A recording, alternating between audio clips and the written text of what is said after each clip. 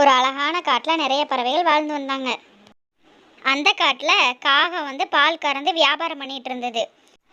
காகம் வந்து பசுவுக்கு எந்த தீவனமும் போடாமல் குச்சி வச்சு எப்பவுமே அதை அடிச்சுட்டு பால் நிறையா கொடுக்கணும்னு சொல்லி பசுவை துன்புறுத்திட்டே இருந்தது. இப்படியே சில நாட்களும் போயிருச்சு. பசுவுக்கு எந்த ஒரு தீவனமும் போடாதனால சுத்தமாக பால் தரவே இல்லை. அந்த கோவத்தில் காகம் ஒரு காட்டில் கொண்டு போய் பசுவை தனியாக விட்டுட்டு வந்துருச்சு. நீ இனிமேல் எனக்கு வேண்டாம் அப்படின்னு சொல்லி விட்டுட்டு வந்துருச்சு. அந்த சமயத்தில் மீனுக்குருவி அதோட ஆடை கூட்டிகிட்டு அந்த காட்டுக்கு வந்தது. அப்போ அந்த பசுமாடை பார்த்துருச்சு. பசுவும் மீனுக்குருவியை பாவமாக பார்த்துட்டு இருந்தது. என்னாச்சு உனக்கு? ஏன் உன் உடம்பெல்லாம் ரத்த காயமாக இருக்கு? நீ ஏன் இப்படி இருக்க? இந்த காட்டில் நீ எப்படி தனியாக வந்த? உன்னோட உரிமையாளர் எங்க?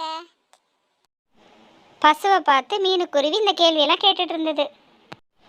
உன்னை பார்த்தா பாவமாக இருக்குது, நீ எங்கள் கூட எங்கள் வீட்டுக்கு வந்துடுறியா அப்படின்னு சொல்லி அவங்க வீட்டுக்கு கூட்டிகிட்டு போயிடுச்சு. கூட்டிகிட்டு போய் அதுக்கு சாப்பிட புல் கொடுத்தது. மீனுக்குருவி கழுகுக்கிட்ட கடன் வாங்கியிருந்தது போல்.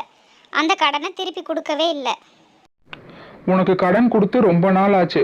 உனக்கு கடனை திருப்பி கொடுக்குற ஐடியா இருக்கா இல்லையா?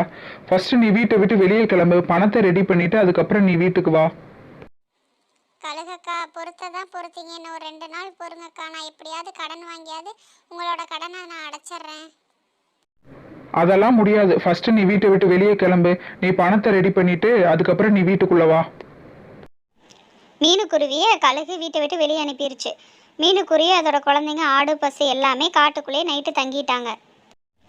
காலையில் ஆன உடனே பசு வந்து தங்கத்தால் பால் கறந்து மீனுக்குருவி கிட்ட கொடுத்தது. எனக்கு நீ உதவி பண்ணில, அதே மாதிரி உனக்கு ஒரு சின்ன உதவி. அந்த பாலை எடுத்து நகைக்கடையில் கொடுத்து பணமாக மாற்றிருச்சு.